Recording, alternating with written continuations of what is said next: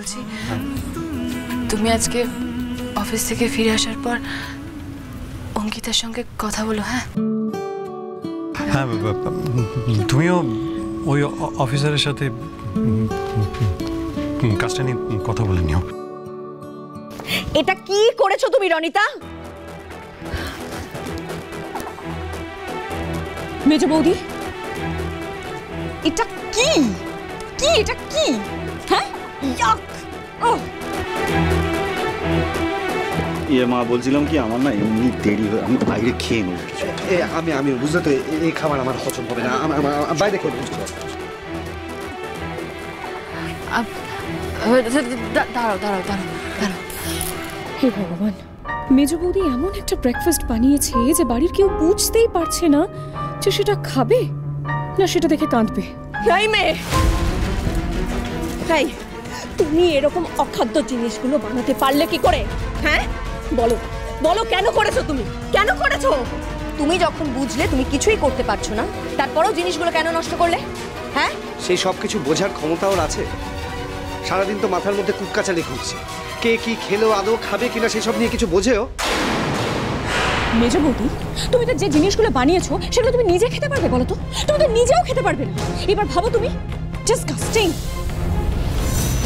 সাত সকালে এই রান্নাঘরের কাজগুলো করে এখন আবার এদের বকবক শুনতে হবে?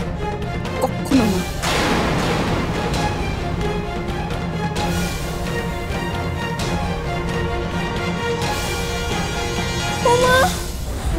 ও বাবা গো, আমার না কিরকম শরীরটা খারাপ করছে। ওই সারাটা সকাল আগুনের সামনে দাঁড়িয়ে না আমার ভীষণ অস্বস্তি হচ্ছে, আমার শ্বাস নিতে কষ্ট হচ্ছে। ও বাবা, আমি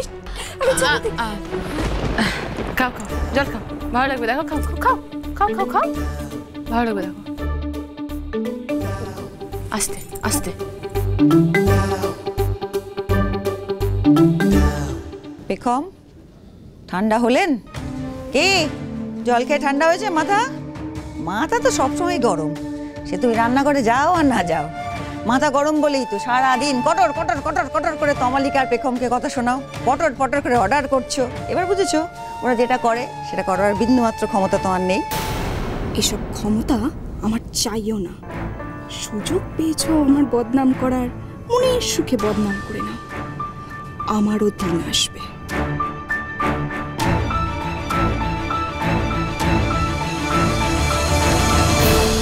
এই যে আমাদের পেখম, ও যখন এসেছিল কিচ্ছু জানতো না, একেবারে নতুন, বাড়ির কে কি খায় কে কি করে কিচ্ছু তো জানতো না।